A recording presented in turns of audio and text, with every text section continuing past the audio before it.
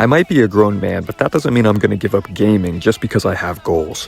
Here's how I balance video games, bodybuilding, and a full-time job. My morning starts by putting together the meals that I prepped the night before, packing my beloved Steam Deck into my gym bag. I immediately check my sleep score while chugging some water. Thanks to these natural melatonin gummies by Nox, I've been getting into deep sleep faster and staying there. I mean, look at this. I didn't wake up a single time last night. The link is in my bio if you want to check them out. Then it's on to a quick shower before getting dressed and heading right out the door. I know I'm blessed to only have a 10-minute commute to work, but I certainly don't feel blessed knowing I have to be here for the next 9 hours.